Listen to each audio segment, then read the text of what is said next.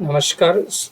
We are studying subject CPS 3 and CPS 4, Curriculum and Pedagogic Studies, School Subject, English.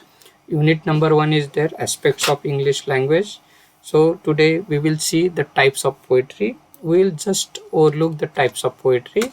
Here we have to cover in this topic uh, definition of poetry, objectives of teaching poetry we have seen, types of poetry today we will see. Next topic will be covered soon. When studying poetry, generally we consider the theme and the overall development of the theme. According to the theme, we classify the poems or categorize in different types. So there are three types of poetry. They are lyric poetry, narrative poetry, and didactic poetry. These are the three basic types of poetry. Let us see. The first one is that lyric poetry. A lyric poem is a comparatively short poem and it is non-narrative poem. So there is a single speaker and he presents a state of mind or his emotional state is presented in the lyric. Lyric poetry retains some of the elements of song which is said to be its origin. So that is in lyric means a song, so that is its origin of the lyric.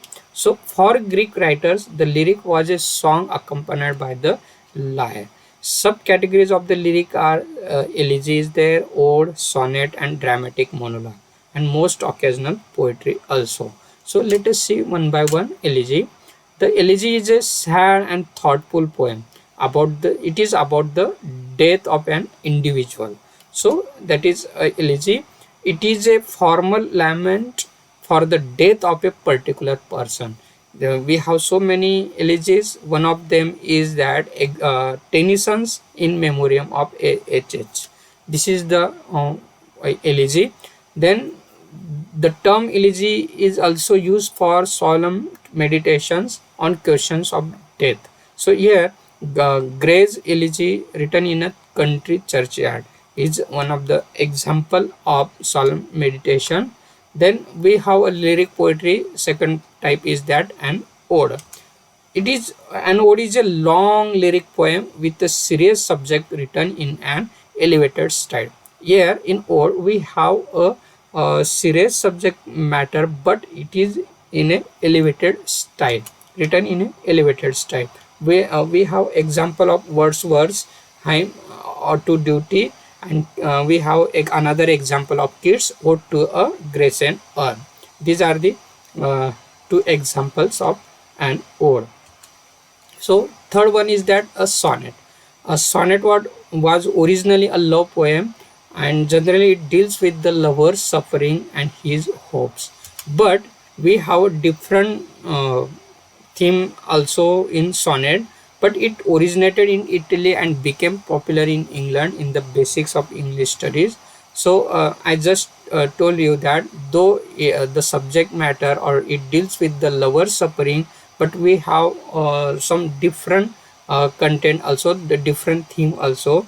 From the 17th century onwards, the sonnet was also used for other topics than love.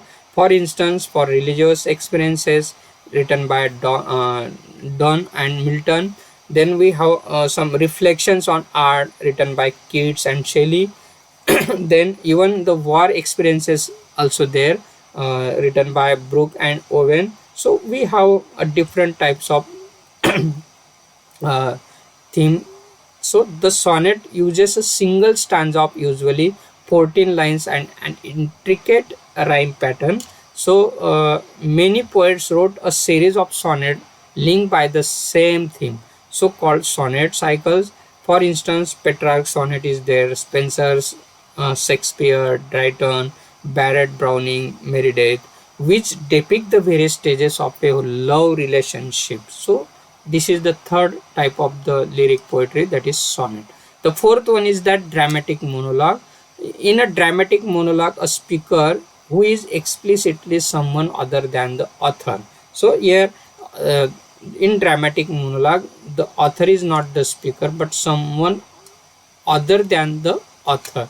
So makes a speech to a silent auditor in a specific situation and at a critical moment. So without intending to do so, the speaker reveals aspect of his temperament and character.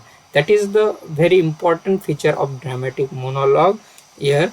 Then we have so many examples there. Browning's My Last Duchess is there. The Duke in this monologue, the Duke shows the picture of his last wife to the emissary from his prospective new wife and reveals his excessive pride in his position and his jealous temperament. So here we have the here the speaker reveals his aspects of his temperament and character.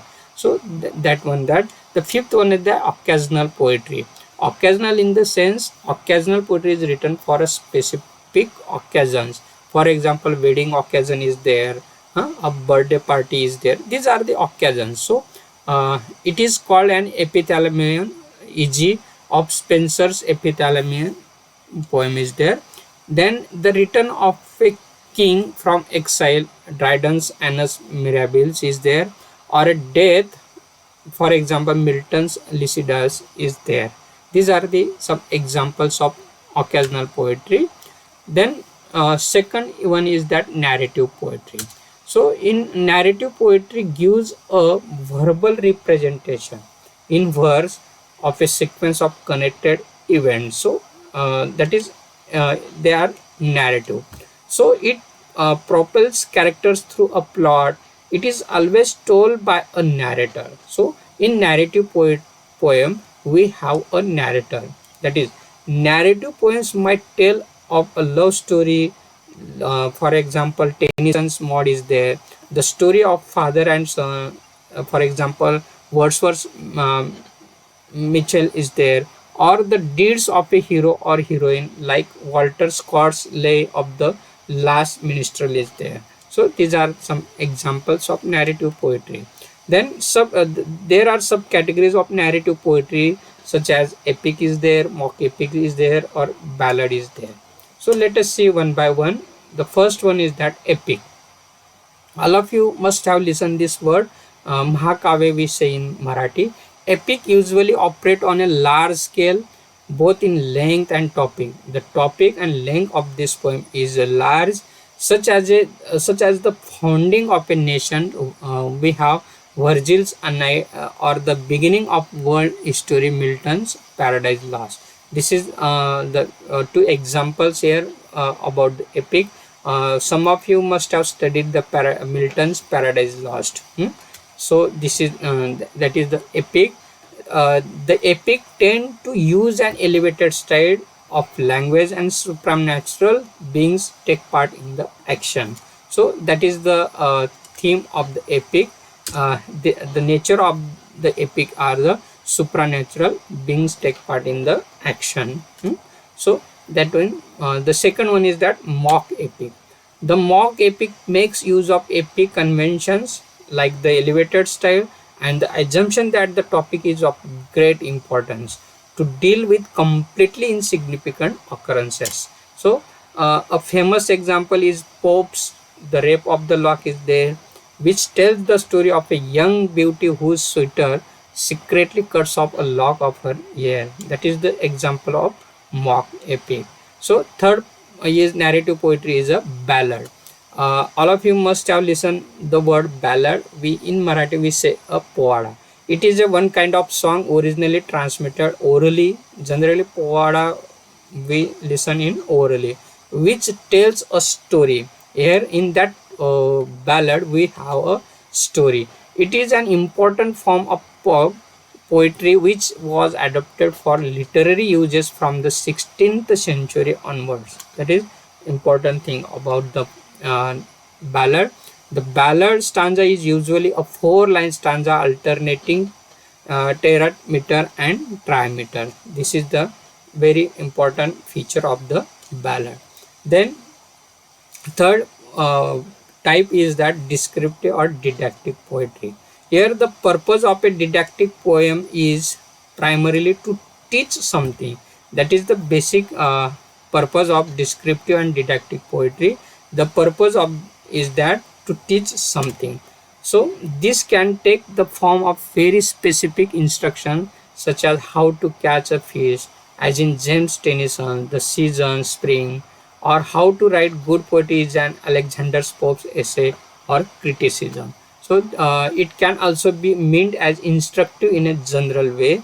So until the 20th century, all literature was expected to have a didactic purpose in general sense.